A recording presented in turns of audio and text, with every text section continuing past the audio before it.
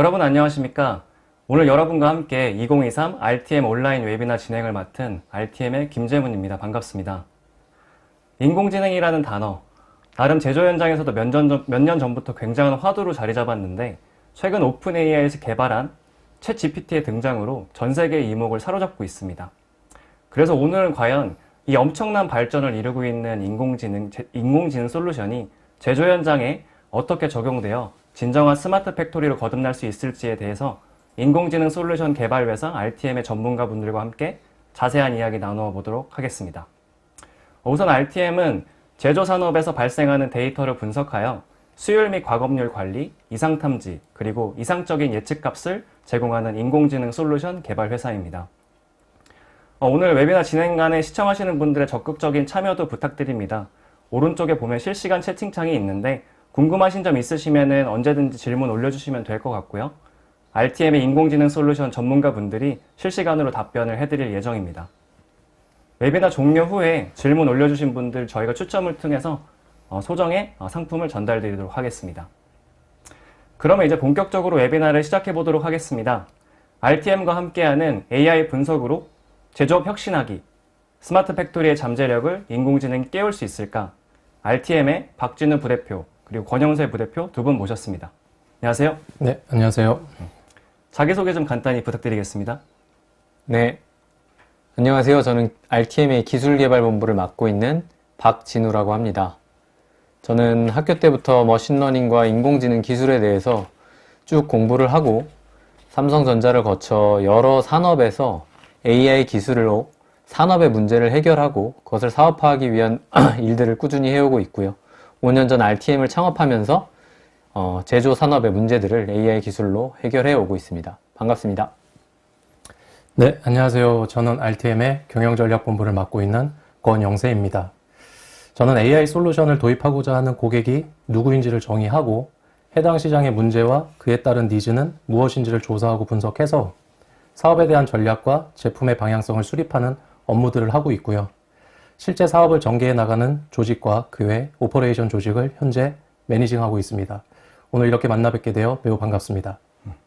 네, 소개 감사합니다. 그럼 바로 첫 번째 세션 한번 진행해 보도록 하겠습니다.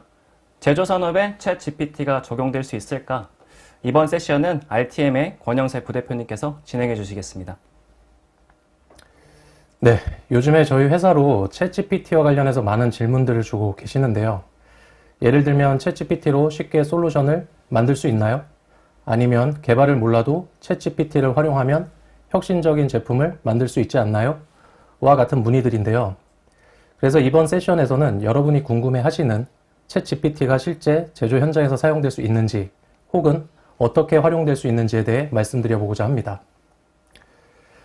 자, 우선 다들 아시는 내용이지만 간단하게 정의를 해보면 챗 GPT는 LLM이라는 대형 언어 모델 챗봇을 말합니다.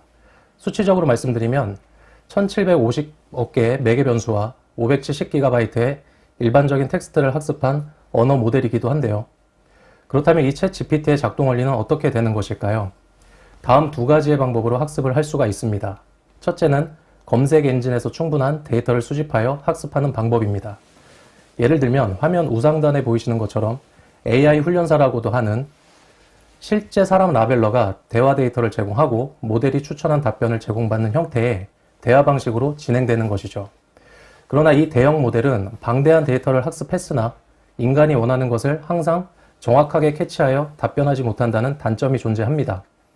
그렇기 때문에 두 번째 학습 방법인 피드백형 강화 학습을 통해 질문에 대한 퀄리티를 개선해 나갈 수가 있습니다. 이 피드백형 강화 학습은 모델이 답변 퀄리티에 따라 순위를 매길 수 있는 둘 이상의 비교군 데이터가 필요한데요. 이는 실제 AI 훈련자와 챗봇의 대화 내용을 활용하여 학습을 진행한 다음에 AI 훈련자가 다시 샘플링한 것에 순위를 매겨 보상을 해주는 방식으로 진행이 됩니다. 이 과정을 수차례 반복하면서 챗 GPT의 답변 정확도는 높아지게 되는 것이죠. 그럼 제조 현장에서는 이 챗 GPT를 어떻게 활용하고자 할까요? 저희도 이렇게 짧은 기간에 널리 알려진 챗 GPT를 제조업에서 활용하려는 시도들에 대해서 고객사들을 직접 만나면서 참 많이 접하게 되는데요. 예를 들면 솔루션 구축과 관련한 프로그래밍을 하려고 할 때나 제조 데이터 혹은 작업 매뉴얼을 확인하고자 할 때 또는 오더 리스트를 제작할 때 등과 같이 챗 GPT를 이용하려는 다양한 시도와 움직임들이 존재하고 있습니다. 그렇다면 챗 GPT는 과연 제조업에서 사용이 가능한 것일까요? 결론부터 말씀드리자면 아직 어렵다입니다. 그 이유는 제조업의 특수성 때문인데요. 챗 GPT가 여기 보이는 특징들처럼 정말 스마트하고 여러 산업 분야에 매우 긍정적인 기여를 하고 있는 것은 사실이지만 외부에 노출된 데이터만을 활용하는 이 시스템은 제조업의 폐쇄성이라는 특수성 때문에 아직은 적용되지 못하는 분야가 훨씬 더 많다는 것입니다. 예를 들어 제조산업에 있어 민감한 상황이라고 할 수 있는 것이 바로 제조 노하우와 독점적 기술력에 따른 보안 이슈인데요. 이러한 데이터는 공개된 온라인에서는 찾아볼 수도 학습될 수도 없기 때문입니다. 이와 마찬가지로 과거와 현재 데이터를 통해 미래 시장을 예측하는 측면에서도 현실적으로 쉽지 않기 때문에 챗 GPT의 실질적인 활용은 아직 어렵다고 말씀드릴 수 있겠습니다. 자, 그럼 저희와 같은 제조 AI 전문 기업은 어떠한 방식으로 챗 GPT 기술을 활용하고 있을까요? 바로 여기 보여드리는 세 가지의 방식으로 사용이 가능합니다. 첫 번째로 저희가 만든 코드에 대한 오타부터 알고리즘의 효율화 등 코드 개선에 대한 효과를 볼 때 사용할 수 있습니다. 두 번째로는 새로운 분석 기법이나 원하는 분석 방법을 서치할 때도 활용할 수 있고요. 마지막으로는 오른쪽의 영상과 같이 여러분도 엑셀에서 분석을 수행할 때 활용이 가능합니다. 기존에는 합계나 표준 편차를 활용할 때 특정 명령어를 사용하였지만 최근에는 는 GPT 명령어를 통해 내가 원하는 분석 방법을 추천받을 수가 있습니다. 이처럼 챗 GPT를 통해 인공지능 솔루션을 직접 만들고 있다기보다는 인공지능 솔루션을 구축하기 위한 또는 분석하기 위한 도구로서 사용될 수 있다고 설명드릴 수 있겠습니다. 정리를 좀 해보자면 그러면 결국은 제조산업의 다양한 도메인과 그 폐쇄적인 그 데이터 공유 등의 이제 특수성들로 인해서 챗 GPT를 적용하기에는 아직은 조금 무리가 있다라고 말씀을 주신 거네요. 그럼에도 불구하고 아까 말씀 주신 것처럼 굉장히 벌써부터 이쪽 업계에서 굉장히 많이 챗 GPT를 이용해서 많은 시도를 한다는 것 자체가 인공지능 솔루션이 대세는 맞기는 맞는 것 같습니다. 네, 말씀 감사드리고요. 그렇다면 이렇게 인공지능 솔루션을 적극 활용해가지고 그 활용하려는 업계와 AI 솔루션 회사들이 어떤 식으로 일을 하는지 조금 더 설명을 좀 부탁드려도 될까요? 네, 그러면 최근에 저희 RTM이 조사한 내부 자료에 따르면 데이터 관련 부서가 있는 고객사들 중에서 실질적으로 데이터 분석 업무에 대한 업무 집중도가 전체 업무 중에 약 20%에 불과하다는 사실을 알게 되었는데요. 인공지능 솔루션을 산업에 적용시키는 것에 가장 중요한 일 중 하나가 바로 이 데이터 분석 업무인데도 말입니다. 규모 있는 회사에서 자체적인 인공지능 솔루션을 개발했다고는 하나 그 기대에 못 미치는 결과를 얻는 이유 중에 하나가 바로 이 부족한 데이터 분석 업무 집중도인데요. 즉 아무리 솔루션이 좋고 각 산업별 도메인에 최적화되어 있어도 데이터 분석에 할애하는 업무 시간과 환경이 부족해서 데이터가 제대로 표현되고 학습되지 못한다면 좋은 결과물을 만들 수 없기 때문입니다. 반면에 저희와 같은 AI 전문 회사는 데이터 분석 업무뿐만이 아니라 이에 대한 연구와 AI 모델링까지 100% AI 업무에 집중할 수 있다는 측면에서 제조회사의 부족한 데이터 분석 업무 환경을 도와줄 수 있습니다. 추가로 오른쪽 그림에서와 같이 시장조사기관 그랜드뷰 리서치 자료에 따르면 스마트 팩토리 구축을 위한 데이터 분석 기술 시장의 연평균 성장률이 2021년에서 2028년까지 약 15.5%에 이른다는 전망에서도 보듯이 이 데이터 분석 기술의 중요도는 매우 높다고 말씀드릴 수 있겠습니다. 자, 그렇다면 AI 전문 회사의 데이터 분석 업무는 어떻게 진행이 될까요? 우선 데이터를 수집하고 데이터를 정형화합니다. 그리고 데이터의 정합성을 검토하여 전처리 작업을 수행하죠. 이를 바탕으로 인공지능 모델을 최적화하는 작업과 평가를 진행하는 프로세스의 업무로 완성도를 높여가고 있습니다. 참고로 데이터 분석 업무는 데이터 사이언티스트와 같이 인정받는 전문가들이 진행해야 업무의 완성도를 높일 수 있는데요. 그래서 저희 RTM의 경우도 전체 인력의 약 60% 이상이 데이터 사이언티스트들로 구성되어 있습니다. 이것은 AI 전문 회사가 수많은 데이터를 각각 어떻게 다룰지에 대해 제대로 볼 수 있는 AI 전문 인력을 확보하고 있기 때문에 실제로 제조회사의 업무 도움이 될 수가 있다는 것입니다. 자, 이러한 이유들로 결국 제조회사의 데이터 분석팀과 AI 전문 기업이 함께 상생하기 위한 가장 이상적인 방향은 아무래도 AI 전문 회사의 데이터 전문가들이 사전에 데이터 분석을 통해 AI 도입에 대한 경제성과 기술 적합성을 검토하여 적합한 AI 과제를 도출하고 그 과제에 대한 수행을 함께 진행하면서 문제를 해결해 나가는 방향일 것입니다. 데이터 분석에 있어 신뢰도 높은 AI 전문 회사인 저희 RTM은 수년간 다양한 데이터를 분석해 보면서 레퍼런스를 쌓았고 데이터 분석과 AI 모델 생성에 대한 실력을 입증하며 꾸준히 시장에서 명성을 쌓아가고 있습니다. 즉 앞서 설명드린 바와 같이 스마트 팩토리 구축을 위한 데이터 분석 기술 시장의 성장세와 저희와 같은 AI 전문 회사가 다양한 분석과 AI 모델링 작업을 주 업무로 하면서 쌓은 레퍼런스를 통해 제조회사와 함께 다양한 시장의 문제를 효율적으로 해결해 나갈 수 있기 때문에 AI 전문 회사와 제조회사는 함께 상생할 수밖에 없다는 점을 말씀드리고 싶습니다. 갑자기 드는 생각인데 맛집이네요, 그러면. 결국 데이터 분석을 잘하기 위해선 데이터 분석을 잘하기 위해서 데이터 분석을 잘하는 맛집으로 가야 된다. 이런 뜻으로 해석할 수 있을 것 같습니다. 뭐 정리를 좀 해보자면 이처럼 인공지능 솔루션을 제대로 적용하기 위해서는 정확한 데이터 분석 프로세스와 완벽한 데이터 분석이 진행되어야 가능하다. 이런 점이 매우 중요한 말인 것 같고요. 일단 말씀 감사드리고요. 그렇다면 이렇게 중요한 데이터 분석 기술도 제조 산업에 좀 특화된 것들이 있을 텐데, 왜냐면 데이터 분석 기술이 제너럴하게 적용되는 것도 있고 뭐 제조 산업에 적용되는 것도 있고 다른 산업에 적용되는 것들도 있으니까, 그렇다면 정말 저희가 원하는 스마트 팩토리를 정말 그 영향력을 끌어올리기 위해서 어떠한 데이터 분석 기술들이 있는 건지 RTM의 이제 박진우 부대표님께서 한번 설명 좀 부탁드리겠습니다. 네. 지금부터는 그러면 인공지능 자동화 공장으로 거듭나기 위한 데이터 분석 기술에 대해서 소개를 좀 드려보겠습니다. 자, 우리가 꿈꾸는 인공지능 자동화 공장 혹은 팹, 그건 어떤 모습일까요? 이것에 대한 구체화된 정의가 좀 필요할 것 같은데, 해외에서는 Self-Optimizing Plant of the Future라는 어떤 개념을 통해서 미래에 우리가 꿈꾸는 공장의 모습을 좀 더 구체화해 놓고 있습니다. 공장의 설비들에는 수많은 센서들이 부착되어 있고 거기서 발생하는 데이터들을 모니터링하면서 공정을 진단하고 그것을 분석하는 AI 모델들이 곳곳에 존재합니다. 그 모델들은 단순히 지금까지의 스마트 팩토리처럼 자동화만을 하는 것이 아니라 스스로 수율과 생산성을 최적화하기 위한 의사결정을 하고 판단을 하고 개선에 필요한 제어 작업까지도 스스로 수행하는 이런 모습입니다. 더 이상 뭐 자재를 나르거나 불량 원인을 분석하고 설비 제어를 수행하는 사람이 공장에 존재하지 않는 이런 모습이죠. 이러한 미래의 공장을 구축하기 위해서는 해결해야 될 여러 가지 문제들이 있습니다. 최근 3년간 저희 RTM이 제조 및 설비 기업을 대상으로 AI 기술을 통해서 해결하고 싶은 문제들에 대해서 좀 조사를 해본 내용인데요. 제조 공정 전반에 걸쳐서 굉장히 다양한 문제 해결과 기능을 기대하고 있다는 걸 확인할 수 있습니다.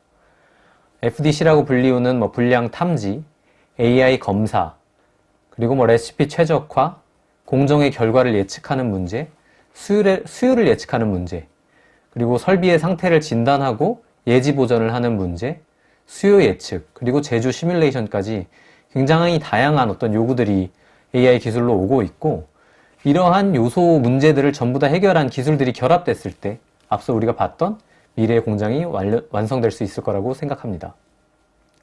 좀 더 기술 관점으로 바라보면 공장에서 발생하는 데이터 타입들, 어떤 데이터를 다룰 것이냐에 대한 정의, 그리고 그것들을 어떤 방법으로 학습해서 밸류를 줄 것이냐, 이 두 가지 관점에서 필요한 어떤 AI 기술의 골격 정도는 정의를 해볼 수가 있는데요. 첫 번째로 데이터 타입으로 보면은 설비 센서에서 무수히 쏟아져 나오는 타임 시리즈 데이터들이 될 것입니다. 많이 보셨던 설비에서 계측하는 온도, 압력, 전압, 전류 등과 같은 것들이 초 단위 이하의 굉장히 빠른 주기로 계측되는 데이터를 말하고요. 두 번째로는 주로 검사 설비에서 발생되는 촬영된 이미지 데이터들이 있을 수 있습니다. 마지막으로는 각 설비가 어떻게 동작되고 있는지를 계속해서 기록해주는 설비 로그들은 주로 텍스트 형태로 나오고 있고요. 해당 데이터들을 가지고 어떤 예측이나 분류를 하고 싶다면 슈퍼바이즈 러닝이 필요할 것이고, 이상 탐지를 하고 싶다면 언슈퍼바이즈드 러닝, 그리고 뭔가 최적화나 스케줄링을 해내고 싶다면 레인포스먼트 러닝 같은 것들이 필요할 것입니다. 그래서 앞서 보셨던 어떤 문제들을 이 맵에다가 매핑을 해볼 수가 있고, 예를 들면 첫 번째 셀에 있는 VM, 버추얼 메트롤로지 같은 경우는 설비 센서에서 나오는 타임 시리즈 데이터들을 기반으로 공정 결과를 예측하고 싶다라고 하는 문제로 볼 수 있고, 그럼 저 위치에 이제 해당을 하게 되겠죠. 그러니까 풀고자 하는 문제에 따라서 대략적인 필요한 기술의 골격은 이러한 맵에서 확인을 해보실 수가 있고, 제조 공정의 문제는 다른 일반적인 산업과는 다르게 저 설비 센서에서 나오는 타임 시리즈 데이터가 전체 발생되는 데이터의 80% 이상을 이루고 있는 것으로 확인이 되고 있고, 그렇다면 저러한 타임 시리즈 데이터를 다루고 있는 현재의 기술과 AI 기술이 어떠한 차이를 만들어낼 수 있는지를 잠깐 좀 설명을 드려보겠습니다. 많은 공장이나 팹에서는 FDC라고 불리는 툴이나 혹은 SPC 기술을 통해서 공정을 모니터링하고 있는 것으로 알려져 있습니다. 설비 센서에 달려있는 아까 말씀드린 여러 가지 센서들 중에서 주요 센서를 선택하고 그 센서들이 안정적으로 제조를 하기 위해서는 이러한 구간을 넘어서는 안 된다라는 그 상한과 하한의 인계값을 통계적으로 정의하고, 그 구간을 넘었을 때 알림을 엔지니어에게 줌으로써 이 지금 방금 지나간 제조 공정에 문제가 있을 수 있다, 혹은 설비에 문제가 있을 수 있다라는 걸 인지하고 대응하는 방법으로 이제 운영이 되어 오고 있는데요. 다만 이제 우측에서 보실 수 있는 그림처럼 그 제품이 복잡도가 올라가고 그에 따라 제조 공정의 복잡도와 그 난이도가 올라가면서 설비에 부착되는 센서들의 수는 늘어나고 이런 경우에 하나의 센서를 모니터링 할 때 정상으로 진행된 설비 센서의 그래프와 불량으로 제조된 어떤 설비 센서의 그래프가 분명히 차이는 여전히 존재합니다만 그 둘 간이 겹치는 오버랩 구간이 점점점 늘어나고 있습니다. 이 말이 의미하는 게 뭐냐면, 현재 존재하는 기술로는 정상임에도 불구하고 알람을 울리는 오알람이 문제나, 혹은 비정상으로 제조됐지만 놓치고 갈 수밖에 없는 이런 비율들이 계속해서 늘어나고 있는 문제가 생긴다는 거고요. 단 하나의 센서만을 저렇게 통계적인 임계로 관리할 때는 그런 문제를 벗어날 수가 없습니다만, 설비에는 이미 수십 개, 많게는 수백여 개의 센서들이 부착되어 있고, 그것들을 종합적으로 분석해서 정상과 비정상의 어떤 미세한 패턴의 차이를 찾아내고 그것으로 이제 알림을 줄 수 있다면 좀 더 정교하게 우리는 이상이나 불량을 탐지할 수 있을 것입니다. AI 기술이 굉장히 수많은 데이터에서 미세한 어떤 패턴을 발견하고 그 차이를 룰로 만들어준다는 점에서 이러한 문제를 해결하기에 아주 적합한 기술이다라고 설명을 좀 드릴 수 있을 것 같습니다.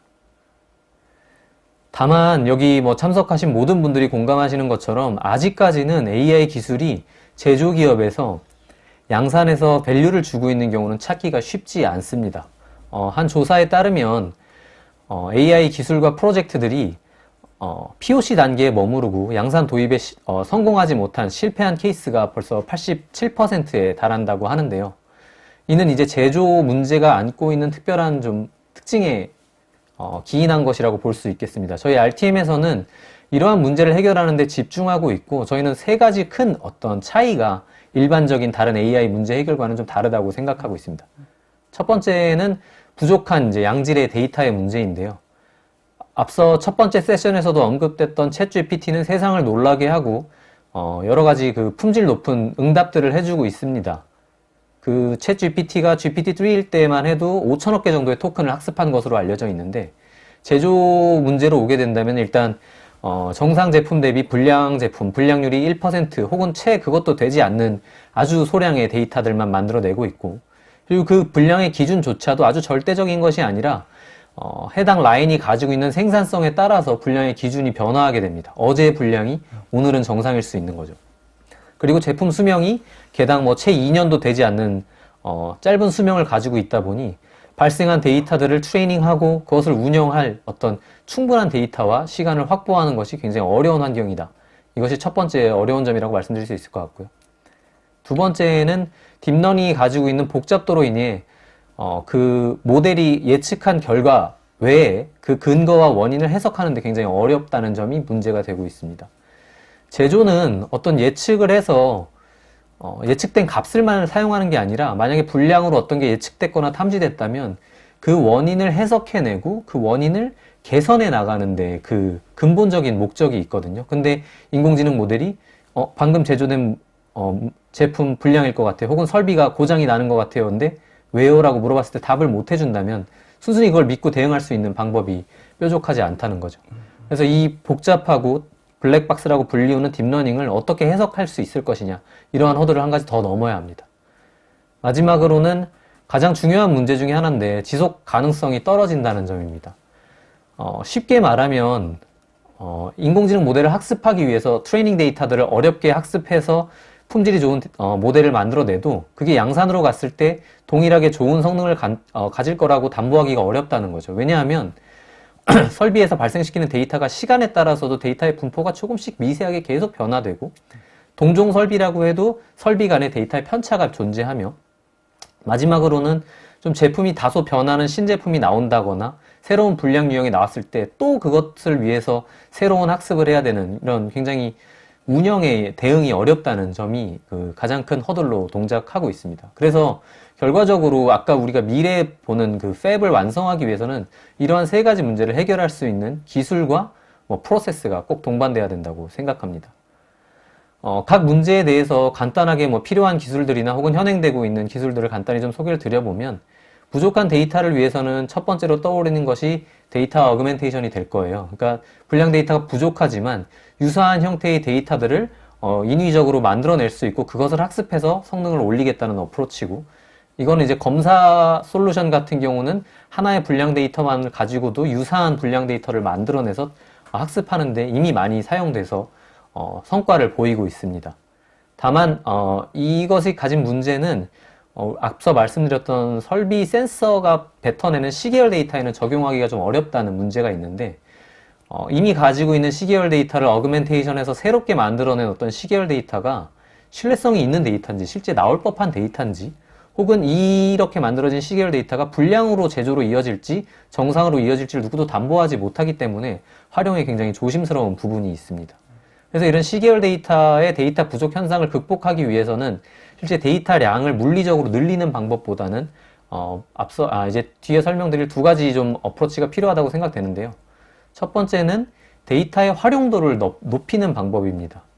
설비의 수명을 예측하기 위해서 가지고 있는 과거의 이력 데이터, 혹은 불량을 예측하기 위해서 가지고 있는 데이터, 이런 것들이 각 문제를 푸는 데는 굉장히 부족한 양일 수 있습니다만, 동일한 어떤 설비나 형태를 가지고 있는 거라면 해당 시계열 데이터의 어떤 일반적인 패턴을 학습해내는 데는 모든 데이터들을 같이 사용해서 활용도를 높여서 트레이닝 해내고, 그 결과를 가지고 각 어떤 구체적인 단위 문제를 풀기 위해 이렇게 좀 접근한다면 부족한 데이터를 활용도를 높이면서 이 문제를 다소 좀 극복해낼 수 있을 거다라고 좀 설명을 드릴 수 있을 것 같고, 예를 들면 멀티태스크 러닝이나 이런 것들이 이런 것과 관련된 기술이라고 설명드릴 수 있을 것 같습니다. 마지막으로는 데이터가 부족하다는 뜻은 실제로 절대적인 양 이런 측면보다는 해당 문제를 어느 정도 성능으로 풀어내기 위해서 요구되는 데이터의 양이 있는데 그것 대비 모자라다는 거거든요. 그러면 요구되는 어떤 그 기준을 좀 더 낮출 수 있는 방법이 있는데, 하나의 데이터가 가지고 있는 속성이 너무 많다면 동일한 성능을 내기 위해서 딥러닝이 요구하는 데이터의 수가 기하급수적으로 올라갑니다. 다만 우리가 가지고 있는 로 데이터 안에서 무수히 많은 속성이 있지만 아주 의미 있는 피처나 속성들을 미리 엔지니어링 해내서 그걸 가지고 트레이닝을 하게 된다면, 예를 들면 반도체 공정에서 특별한 어떤 이상을 탐지하기 위한 모델을 만들 때 로 데이터를 학습했을 때는 10만 건 정도가 있을 때 달성할 수 있는 그 모델의 성능을 한 10분의 1 수준만 가지고도 잘 추출된 속성을 학습해서 성능을 볼 수 있다라는 것들은 저희 RTM도 확인한 적이 있고요. 그리고 이렇게 했을 때 모델의 설명력도 좀 올라간다는 장점이 있기 때문에 각 가지고 있는 데이터의 특징에 맞는 좀 의미 있는 피처를 엔지니어링 해낼 수 있는 기술이 꼭 필요합니다. 특히 시계열 데이터 같은 경우들은 시계열의 패턴을 분석해서 의미 있는 통계량들을 속성으로 사용한다던가 하는 것들이 중요한 어프로치가 될 수 있을 것 같습니다. 네. 두 번째로는 해석이 어려운 딥러닝에 대해서 해석력을 부여하겠다, 이런 것과 관련된 기술을 좀 소개드리고 싶은데요. 몇 년 전부터 좀 각광받고 있는 설명 가능한 인공지능, Explainable AI라고 불리우고 짧게는 XAI라고 불리우는 이 기술은 이 차트에서 보시는 것처럼 이미 이제 현업에서 많이 사용하고 계시는 이제 룰 베이스의 익스퍼트 시스템에서 머신러닝을 거쳐서 딥러닝으로 오면서 예측 정확도는 계속 올라가고 있지만 차트에서 보시는 것처럼 그것에 대한 해석력은 점점 떨어지고 있습니다. 너무 복잡한 모델을 만들었으니까 사람이 하지 못하는 모델을 만들었는데 사람이 설명을 원하니까 저 부분이 좀 어려운 거죠. 그래서 그 XAI라고 하는 기술은 그 예측 정확도는 딥러닝의 것을 그대로 가져가되 그 룰 기반의 어떤 솔루션들처럼 엔지니어가 이해할 수 있는 방법으로 설명을 부과해 줄 수 있는 어떤 기술이 되겠습니다. 예를 들면 어떤 저런 고양이 사진을 보고 인공지능이 저건 고양이에요 라고 하는 사례들은 많이들 이미 보셨을 텐데요. 근데 저 고양이를 보고 인공지능 모델한테 너 쟤를 왜 고양이라고 판단했니? 라고 만약에 물었을 때 인공지능 모델이 여기 동물 한 마리가 있는데 귀가 2개 있고 귀는 세모난 모양으로 생겼으며 눈은 초록색이고 눈동자는 길고 세로 모양으로 생겼습니다. 그리고 뭐 털을 가지고 있고 손톱이 발톱이 날카로워요. 이런 설명을 해준다면 이해가 쉽겠죠. 그런 것처럼 공정에서도 설비 센서가 지나갔을 때 지금 이 공정과 제품은 불량으로 제조될 확률이 높아요 라고 말했을 때 엔지니어가 AI 모델한테 왜? 라고 물었을 때 보통 A라는 센서가 정상적으로 제조될 때는 이런 식으로 움직여야 하는데 특정 시간 구간에 예전에 보지 못했던 스파이크를 만든다거나 혹은 또 다른 센서는 해당 시점에 반대로 낮은 값으로 굉장히 많이 떨어졌어요 라는 걸 차트와 함께 제공을 해주게 된다면 그러네 얘는 불량으로 제조될 확률이 높아 라고 인지할 수 있고 그럼 해당 센서에 대해서 점검을 해본다거나 혹은 해당 센서를 앞으로는 그렇게 동작하지 않도록 제어를 엔지니어가 담당할 수 있도록 이렇게 해결해 나갈 수가 있겠죠. 이런 XAI 기술은 단위 기술로 보면 굉장히 여러 가지 어떤 기법들이 존재하는데 상황과 목표로 하는 것에 따라서 좀 어떤 기술을 선택할 것인지에 대한 고민이 좀 필요합니다. 예를 들어서 한 AI 솔루션을 엔지니어가 트레이닝을 해서 가져왔을 때 이걸 양산에 도입할 때는 예를 들면 내가 이 설비의 고장을 탐지하는 모델을 투입하고 싶을 때 이 지금 인공지능 모델이 일반적으로 고장이 날 때는 이러한 센서들의 패턴이 이렇게 움직일 때 고장입니다 라고 설명해 줄 수 있는 그런 기술이 필요하고 그 결과가 엔지니어에게 합당하게 느껴진다면 도입을 의사결정할 수 있을 것입니다. 다만 그렇게 실제 도입이 된 다음에는 운영될 때는 좀 다른 기술의 XAI 기술이 필요한데 매번 이제 생산되는 어떤 제품이나 웨이퍼에 대해서 이 웨이퍼가 불량으로 탐지됐을 때는 해당 웨이퍼가 어떻게 특별히 다르게 어떤 부분에서 움직였는지를 각 웨이퍼나 제품 단위로 좀 설명해 줄 수 있는 기술이 필요하고 이 두 가지는 좀 큰 부류에서는 다른 기술이기 때문에 이에 대한 어떤 이해와 적절한 적용이 필요하다라고 설명드리고 싶습니다. 네, 마지막으로는 그 기술의 지속 가능성 문제인데요. 가장 큰 문제이기도 합니다. 이 문제를 해결하기 위해서는 어떤 한 가지 기술이 있다라기보다 저는 예방과 치료라는 개념에서 두 가지 어프로치를 다 설명을 드리고 싶습니다. 일단 모델을 처음에 트레이닝 해낼 때 데이터들이 그 시간에 따라서 어떤 드리프트를 만들어낼 수 있을지 혹은 설비 간에는 어느 정도의 편차가 있는지를 이미 데이터를 통해서 혹은 도메인 날리지를 통해서 인지하고 그것을 모델에 반영할 필요가 있습니다. 그래서 아주 사소한 데이터의 드리프트에는 좀 강건한 모델을 애초에 설계를 해내는 것이 필요하고요. 그래서 여러 설비에도 동일한 모델이 동작할 수 있도록 설계가 되어야 하고 다만 잘 예방이 된 모델들도 운영을 하다 보면 상당히 다른 혹은 전에 보지 못했던 분포의 데이터들이 찾아왔을 때는 그것들을 추가로 학습을 해서 모델을 업데이트해서 현재의 분포에 맞도록 피팅이 되는 이런 기술이 좀 추가적으로 필요할 것입니다. 예를 들면 어댑티브 모델 업데이트와 같이 필요한 시점에 적절한 데이터들을 추가로 학습해서 현장에서 바로 모델을 신규 버전으로 운영할 수 있는 이런 기술들이 필요하다고 생각합니다. 네. 말씀드렸던 것처럼 그 인공지능 기술이 그 미래의 공장을 만들어내기 위해서 필요한 어떤 기본적인 기술 셋들은 다들 쉽게 인지할 수 있을 거라고 생각합니다만 이것이 양산 도입까지 성공되기 위해서는 마지막에 말씀드렸던 세 가지 문제를 해결할 수 있는 기술과 고민 이런 것들이 꼭 좀 다뤄지기를 그렇게 희망해 봅니다. 네, 적용해야 될 기술들이 굉장히 많네요. 네. 데이터 분석. 감사합니다. 좀 정리를 제가 좀 해보면 결국 이제 데이터 부족 현상을 극복하기 위해서 데이터 증강이라는 기술력을 이용함과 동시에 너무 불필요한 데이터를 조금 없애고 꼭 취해야만 하는 그런 데이터를 이제 차원 추소라는 방식을 통해서 인공지능 솔루션을 더 효과적으로 도입할 수 있다는 뜻이고, 또한 설명 가능한 인공지능 모델을 지속적으로 개발해서 양산에 이르기까지, 또한 그러려면 당연한 지속 가능한 AI 모델이 생성돼야겠다는 뜻이겠네요. 이런 모든 것들이 합쳐가지고 저희가 원하는 진정한 스마트 공장으로 거듭날 수 있지 않을까 저는 생각이 듭니다. 자세한 설명 감사드리고요.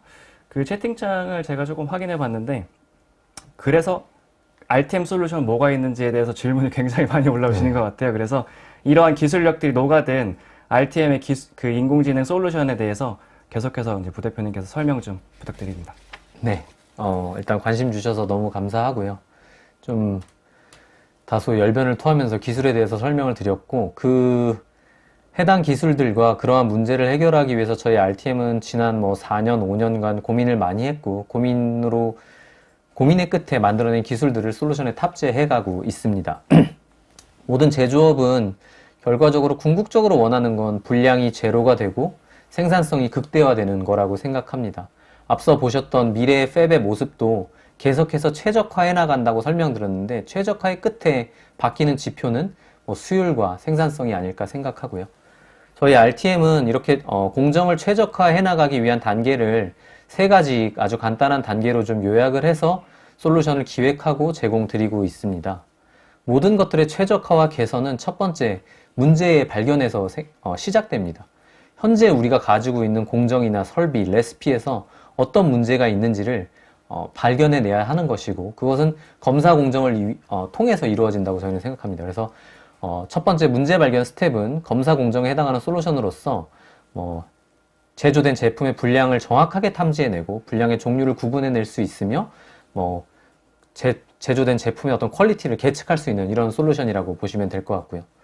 두 번째로는 그렇게 내가 정확하게 문제를 규명해낼 수 있다면 그 분량으로 제조된 제품과 정상으로 제조된 제품 사이 간에 어떠한 앞선 그 제조 공정에서의 차이나 패턴의 다른 점이 있었는지를 찾아내야 되고, 그것이 그 불량의 원인이라고 저희는 생각합니다.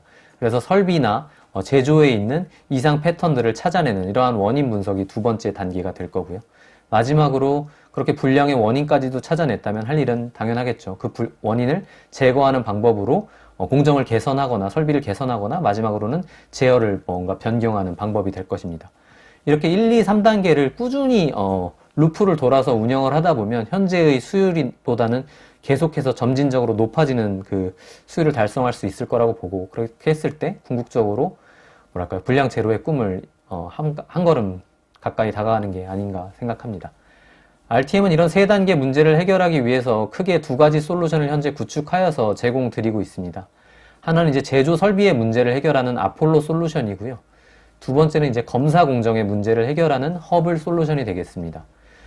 뒷장부터 좀 각 솔루션에 대해서 구체적으로 안내를 드려보겠습니다.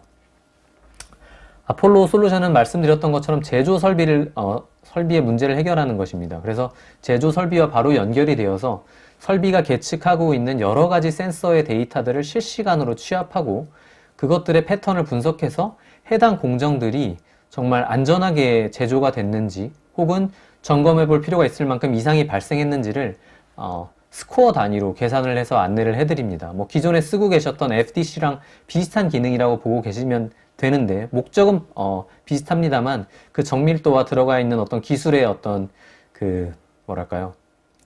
정밀도 혹은 차원이 좀 더 높아서 아주 아까 말씀드렸던 오알람의 비율이 굉장히 낮고 정밀하게 진짜 이상한 것들을 찾아낼 수 있도록 좀 설계가 되어 있다라고 말씀드리고 싶습니다. 그렇게 해서 이상이 발견되었다라고 하면 아폴로에서는 XAI 기술을 계속 말씀드렸던 것처럼 왜 우리가 지금 이 공정이 이상하다고 판단했는지 설비 센서 단위로 그리고 시간 단위로 차례차례 엔지니어가 이해할 수 있는 방법으로 비율을 제공드리고 있습니다. 이뿐만 아니라 제조 공정이나 설비는 각기 자기가 가지고 있는 독특한 아주 크리티컬한 불량이나 고장 문제들을 가지고 있을 수 있고, 그런 것들을 실시간으로 탐지해낼 수 있는 기능을 아폴로에 추가해서 적용해 보실 수 있습니다. 예를 들면 아폴로의 탑재됐던 좋은 사례들을 좀 몇 가지 설명을 드리면, 그 반도체 공정 안에서 플라즈마 진공 챔버를 운영하는 그 설비의 경우에는 챔버의 가스 누수 현상은 파티클 분량으로 이어지는 굉장히 큰 문제가 될 수 있는데, 생각보다는 빈번하게 발생하는 문제거든요. 그래서 이런 문제를 해결하기 위해서 많은 실제 반도체 제조사들은 하루에도 뭐 30분씩 설비를 세워놓고 진공의 챔버가 가스 누수 현상이 없는지를 검사하는 이런 일들을 반복적으로 수행하고 있습니다. 아폴로는 다만 아까 말씀드렸던 것처럼 제조 공정 안에서 발생되는 센서 데이터를 기반으로 챔버의 가스 누수 현상을 정확하게 탐지해서 알림을 드릴 수 있기 때문에 계속해서 설비가 쉬지 않고 제조를 운영할 수 있어서 생산성을 높이는 데 기여할 수 있습니다. 뭐 이런 것뿐만 아니라 반도체 쪽으로 간다면은 챔버 내에서 플라즈마 이상 동작, 웨이퍼의 와피지 현상, 파티클이 발생하거나 아킹이 발생하는 걸 탐지하는 이러한 독특한 어떤 특정 문제 현상을 탐지하는 모델들이 추가로 탑재돼서 운영될 수 있다. 이렇게 말씀드릴 수 있을 것 같고, 다만 이러한 기술들은 그 제조 센서 데이터들의 시계열 데이터를 분석해서 학습을 하는 형태로 되어 있기 때문에 비단 반도체뿐만 아니라 해당 센서들을 가지고 제조 공정을 모니터링하고자 하는 모든 제조 업종에서 좀 활용을 하실 수 있다라고 설명을 드릴 수 있겠습니다. 이렇게 문제의 원인을 아폴로가 정확하게 규명해낼 수 있다면 서두에 말씀드린 것처럼 실제로 제어를 그 모델에다 맡길 수도 있겠죠. 반도체 공정은 아니고 2차 전지를 생산했던 어떤 사례에서는 한 코팅 공정에서 균일하게 코팅을 쭉 하기를 희망합니다만 설비가 계속 운영되면서 다소 불균형하게 코팅이 되는 것이 계측될 수 있고, 그렇게 계측됐을 때 어떤 원인이 있는 건지를 모델이 판단해내고 어떤 제어 파라미터를 어떠한 방법으로 변경했을 때 이것이 다시 균일하게 코팅이 가능해진다라는 것을 이제 제어 방법을 추천드리거나 스스로 제어를 이 모델에게, 아폴로에게 맡기는 것도 가능하다고 설명드릴 수 있겠습니다. 그래서 현재 운영하고 계신 그 공정 진단이나 모니터링 솔루션이나 기법에 대해서 오알람 등으로 좀 고통을 받고 있는 분들이 계시다면 한 번쯤 검토해 보시는 것을 추천드리고 싶습니다. 네, 두 번째로는 아까 말씀드린 그 검사 공정의 문제를 해결하는 허블 솔루션입니다. 허블은 쉽게 접하실 수 있는 비전 검사 솔루션과 동일한 기능을 담당한다고는 말씀드릴 수 있을 것 같은데, 다만 인공지능 기술을 통해서 굉장히 정밀한 어떤 탐지가 가능하고 분량의 종류를 분류해내거나 그 분량의 어떤 강도까지도 계측해서 설명을 드릴 수 있다는 점에서 좀 강점이 있습니다. 인공지능 기술이 양산에 도입되지 못하는 세 가지 문제와 그걸 해결하기 위한 기술들을 좀 설명을 드린 바 있었는데, 허블에는 이러한 요소들이 잘 녹아들어가 있습니다. 실제로 분량 데이터들을 충분히 많이 가지고 있고 그거에 대한 레이블을 가지고 있지 못한 경우들이 굉장히 많은데, 아주 소량의 데이터, 진짜 작게는 20장 정도의 데이터만을 가지고도 트레이닝을 해서 첫 번째 버전의 인공지능 모델을 바로 학습해낼 수 있도록 설계가 되어 있고, 걔가 우리가 희망하는 아주 높은 성능으로 가기 위해서 어떤 추가적인 데이터들을 레이블링해서 학습하면 효율적으로 빠르게 그쪽으로 갈 수 있다는 절차를 저희 허블은 바로 추천을 드리고 인도해 드립니다. 그래서 훌륭한 데이터 사이언티스트를 보유하지 않았다고 해도 허블을 통해서 인공지능 모델을 스스로 개발해내는 것이 가능하고요. 말씀드렸던 것처럼 지속 가능성의 문제를 해결하기 위해서 새로운 어떤 신규 분량이 유형이 발생했을 때 그것들을 모델이 빠르게 학습할 수 있도록 또 솔루션에서 도와드리고 있습니다. 허블이 도입돼서 성공적인 결과를 만들었던 케이스들이 꽤 여러 가지가 있는데, 좀 의미 있었던 케이스 세 가지들만 좀 뽑아서 추가적으로 설명을 드려보겠습니다. LED 반도체를 생산하는 그 엑스레이를 통한 보이드 분량 탐지 사례였는데요. 일단 기존의 머신 비전 솔루션을 쓰던 것 대비 과금률을 70%포인트 이상 낮추면서 그 분량 비용을 해당 라인에서만 4억에서 5억 원 정도를 세이브했던 사례가 있고, 정확도도 99%를 이제 넘기면서 아주 정밀한 탐지를 실제로 해내게 됐습니다. 두 번째 사례는 AOI의 기존 검사 솔루션을 좀 개선한 사례인데요. 이번 사례에서는 한 가지 좀 문제가, 내가 제조해야 될 어떤 제품군 여러 가지들 중에 학습할 수 있는 데이터의 량은 아주 일부분밖에 없었고, 새로운 데이터들이 검사되는 것들이 기대되는 상황이었습니다. 그러면 현재 보유한 학습 데이터만을 가지고도 아주 확장성 있는 인공지능 모델을 트레이닝 해냈어야 됐는데, 아까 말씀드린 이제 지속 가능성 중에서도 로버스트한 모델을 설계해야 된다라는 이런 부분과 좀 연결이 되겠습니다. 그래서 가지고 있었던 다소 부족한 종류의 데이터만을 가지고도 보지 못했던 신제품이나 신규 분량을 탐지할 수 있도록 모델을 설계해서 운영했다는 점에서 해당 사례는 좀 크게 의미가 있고요. 마지막으로는 이런 케이스들을 가지고 계신 제조기업들도 꽤 있으실 텐데, 만들고 있는 제품의 어떤 구조가 획일적이지 않아서 어떤 비전 솔루션을 적용하기에 어려운 부분들이 꽤 있습니다. 그런 경우엔 어쩔 수 없이 이제 수동 검사자들이 계속해서 눈으로 그걸 검사를 하고 있고, 이 사례도 그랬고요. 그래서 웨이퍼 척에 들어가는 가열 코일에 대한 분량을 검사하는 거였는데, 저희 허브를 통한 인공지능 모델은 일단 촬영된 이미지에서 제품의 구조를 먼저 인지하고 그 구조에 따라서 분량 여부를 판단하는 식으로 모델이 설계가 됨으로써 기존 이제 솔루션들이 적용하기 어려운 분야에도 인공지능이 좀 한 차원 높은 어떤 기술과 어프로치로 해결했던 이런 사례가 있습니다.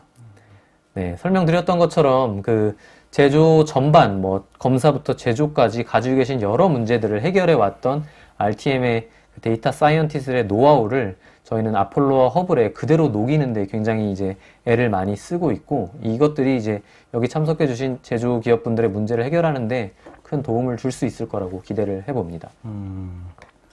네. 다양한, 그러니까 제조 산업에서 발생하는 다양한 이제 센서 데이터를 분석할 수 있는 솔루션 아폴로, 그리고 이제 딥러닝 기반의 이미지 데이터 분석 솔루션 허블 이야기 잘 들었습니다. 결국은 두 가지 솔루션 모두 그냥 단순하게 분석을 한다는 개념보다는 그 현장에 적용하기 쉽지만 정확하게 99% 이상의 확률로 모든 데이터를 분석해서 좋은 결과값을 낼 수 있다. 이렇게라고 해석될 수 있겠네요. 앞으로 큰 기대가 됩니다. 네, 마지막으로는 RTM의 권영세 부대표님께서 간단하게 앞으로의 인공지능과 제조산업의 전망에 대해서 여러분들께 간단히 설명을 해주시는 시간을 한번 가져보도록 하겠습니다. 네. 일단 벌써 이제 마지막 세션인데요. 끝으로 제조산업 기반의 데이터 분석과 인공지능 솔루션의 전망은 과연 앞으로 어떻게 되는 것인지에 대해 설명해 드려보도록 하겠습니다.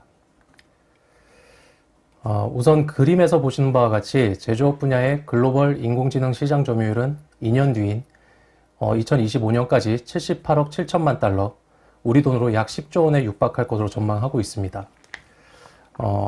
또한 글로벌 시장의 성장 모멘텀이 약 28%로 꽤 가파르게 성장할 것으로 보이나, 여기서 주목할 점은 아시아 태평양 시장의 성장률이 약 36%로 글로벌 성장세보다 앞서고 있다는 점입니다.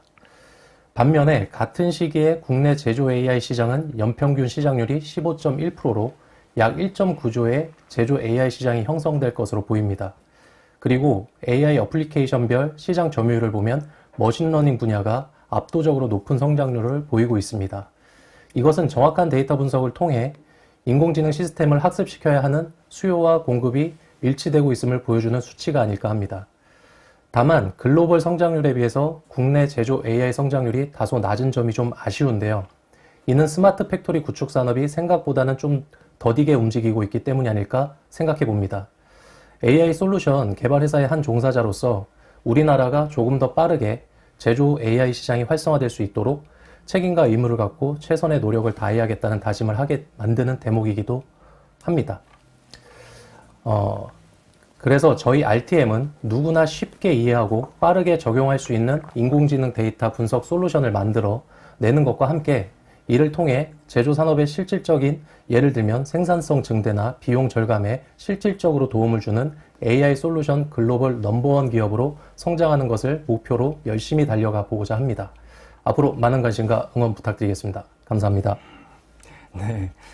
앞으로 자료만 봐도 이제 얼마나 가파른 성장세로 인공지능 시장이 제조산업의 스마트 팩토리 구현에 엄청나게 도움을 줄지 큰 기대가 되고, 동시에 마지막에 이렇게 포부를 말씀 주신 것처럼 RTM도 이것에 얼마나 큰 기여를 하게 될지 많은 기대가 됩니다. 시청자분들께 한 가지 더 말씀을 드리면, 다음 달 5월 초 코엑스에서 개최되는 AI 엑스포 국제인공지능 대전에 RTM도 참가한다고 하니까 지금 설명드렸던 솔루션에 대해서 조금 더 자세한 내용과 데모 구현에 좀 궁금하신 분들께서는 전시회 방문하셔서 RTM 부스를 찾아주시면 더욱 좋을 것 같습니다. 이렇게 오늘 웨비나 세션에 대한 내용은 이것으로 마무리 짓고요. 시간이 조금 남은 관계로 저희 채팅창에 올라온 질문들을 제가 좀 확인해가지고 실시간 답변을 좀 해보는 시간을 한번 갖도록 하겠습니다. 제가 아까 이제 처음에 질문 주신 것 중에 되게 괜찮은 질문이 하나 있었는데, 일단은, 적어놨구나. 여기 있었네요. 그 기존에 운영하던 장비가 있었대요. 장비가 있었는데, AI 도입을 위해서라면 이런 모든 장비들을 다 교체를 해야 되는 건지, 아마 질문 주신 분의 의도는 그런 것 같아요. 그 AI 도입을 안 한 건 아니지만 AI 솔루션을 위해 가지고 같이 있는 설비를 같이 이제 했는데 소프트웨어 기능적으로 조금 안 됐다거나 그런 부분에 대해서 문의를 주신 것 같은데, 이런 RTM 솔루션을 적용하려면 모두 이 기계를 싹 엎어야 하는 건지 그런 걸 질문 주신 것 같거든요. 이 네. 부분은 어떻게 생각하시나요? 일단 도입에 의해서 관점에서 그런 부분이 좀 걱정되실 수 있을 거라고 저희도 생각을 합니다. 다만 지금까지 저희 RTM의 사례를 보면 기존에 가지고 계신 어떤 레가시 장비에서 나오는 데이터를 그대로 저희 소프트웨어가 받아서 인공지능 모델이 뭐랄까요, 개선된 의사결정을 도와드리는 방법으로 이제 하고 있기 때문에 가지고 계신 뭐 기존의 레거시 장비들을 다 드러내고 저희 솔루션으로 바꿔야 합니다, 이렇게 이해하실 필요는 없고요. 가지고 계신 어떤 설비나 인프라를 그대로 활용하시면서 저희 솔루션을 그대로 추가해서 사용하실 수 있다, 일단은 그렇게 좀 말씀을 드릴 수 있을 것 같고, 다만 뭐 인공지능 솔루션이 도입됨과 동시에 뭐 그 인공지능을 통한 어떤 의사결정이나 그 예측, 분류가 좀 더 정교하게 되기 위해서는 그 소프트웨어뿐만 아니라 하드웨어까지도 한꺼번에 개선됐을 때 더 좋은 효과를 얻을 수 있기는 하거든요. 그래서 해당 시점에 좀 더 하드웨어 스펙까지도 좀 더 높여서 접근하고 싶다라고 하면 관련된 센서나 뭐 이미징 센서 같은 것들을 저희를 통해서도 같이 이제 결합된 형태로도 딜리버리를 받으실 수가 있습니다. 그래서 현재 인프라에 대한 고민은 크게 없으신 채로 고민이 있으시다면 저희가 해결해 드릴 수 있다, 이렇게 말씀드리고 싶습니다. 네, 알겠습니다. 다음 질문을 제가 하나 적어봤는데, 인공지능의 모델은 이제 파인 튜닝 작업이 꼭 필요한데, RTM이 현재 제조 분야에서 경험한 파인 튜닝의 우수 사례가 있는 거에 대해서 한 질문을 주셨거든요. 네. 저희가 이 파인 튜닝에 대한 우수 사례가 있는지 한번 말씀해 주시겠어요? 뭐 파인 튜닝만 얘기하신 걸 보니까 뭐 기존의 모델이 있었는데 저희가 튜닝을 한 것들을 얘기하신 것 같고요. 그래서 좀 더 제가 질문의 의도를 지금 이야기하면서 들어보니까 일반적으로 공개되어 있는 백본의 그 뭐랄까요, 그 딥러닝 모델들을 해당 문제를 해결하기 위해서 파인 튜닝해서 좋은 결과가 있었던 사례가 있냐, 이렇게 좀 질문을 해석하는 게 가장 정확할 것 같고, 그런 관점에서 보면 앞서 뭐 사례들이 디테일하게 소개되지는 않았지만 저희 RTM 같은 경우는 아주 기본적인 백본을 그대로 트레이닝해서 바로 양산에 쓸 수 있을 만한 품질을 만들어냈던 사례는 많지가 않습니다.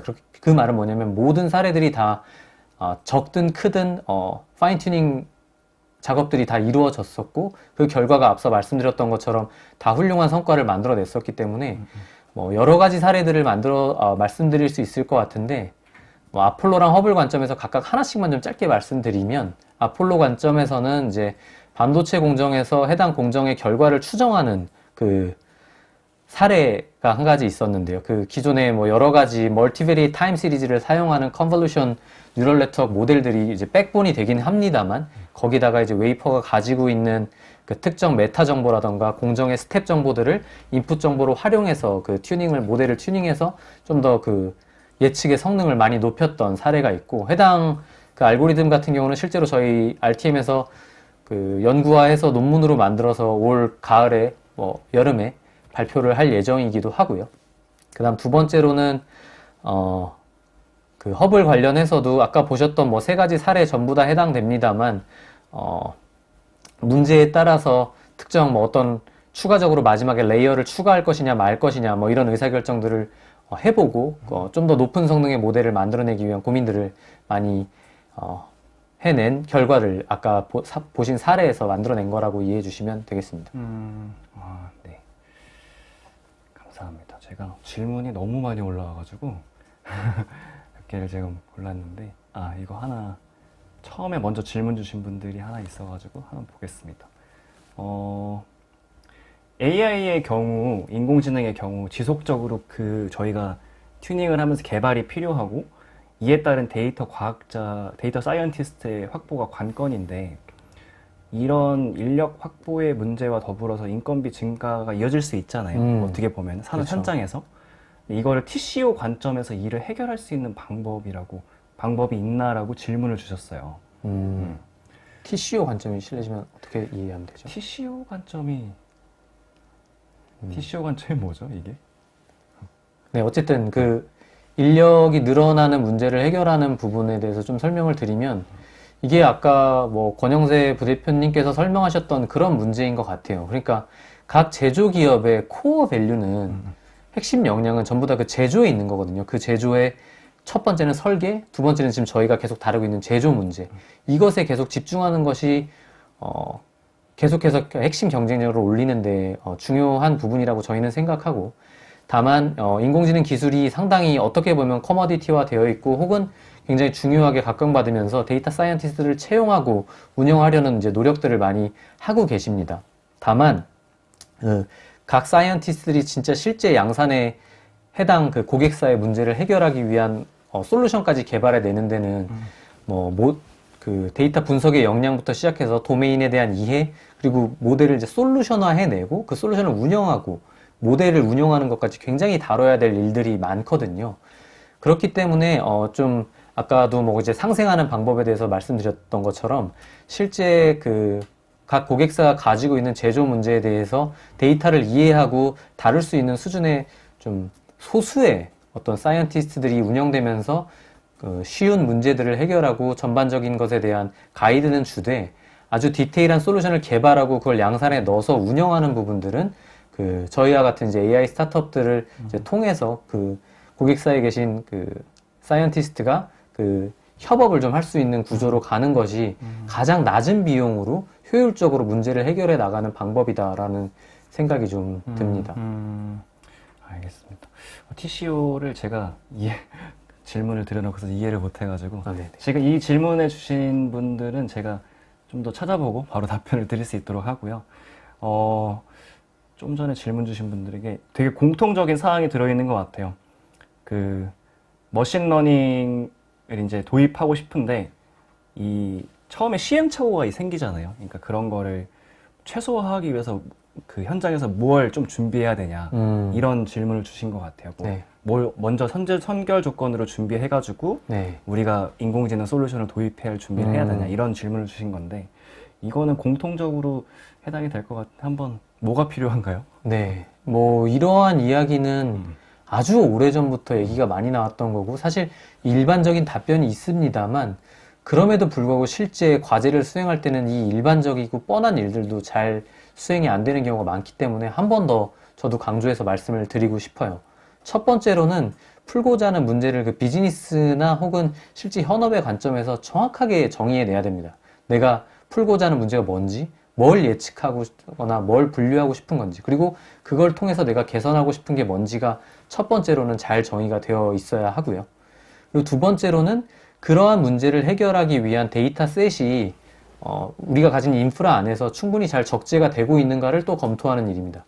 많은 머신러닝 문제들이 내가 예측하고 싶은 어떤 그 Y라고 할게요. Y와 내가 현재 보유하고 있는 X 간의 상관관계가 어느 정도 존재하는지 크게 인지하지 못한 채 이제 접근을 하게 되고, 풀다 보니 둘 간에는 상관관계가 별로 없어 라는 이제 뭐랄까요, 골에 빠지게 되는 경우가 많기 때문에 이에 대한 점검이 확실히 필요하다.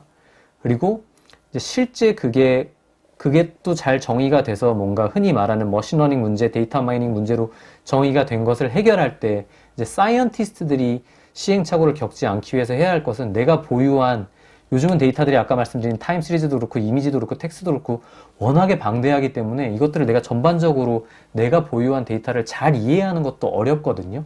근데 그 작업이 필수적으로 필요합니다. 내가 지금 보유하고 있는 데이터들에 대해서 정확히 인지해서 잘못된 데이터나 레이블을 잘못 가진 데이터가 없는지, 혹은 인풋 데이터 중에 다소 뭐랄까요, 클렌징이 돼야 될 데이터가 없는지를 잘 판단해서 이걸 규격화하는 일, 이것들이 잘 수행되는 게 필요하고, 그렇게 잘 수행되고 나면 그 뒤로는 저는 일사천리로 풀린다고 생각을 하고 있습니다. 그래서 앞서 지금 말씀드린 한 3가지 단계들을 좀 더 현업에 계신 분, 그리고 데이터 사이언티스트 모두가 같이 좀 시간을 충분히 할애해서 해결하기를 추천드립니다. 알겠습니다. 답변에 도움이 되셨으면 하고요.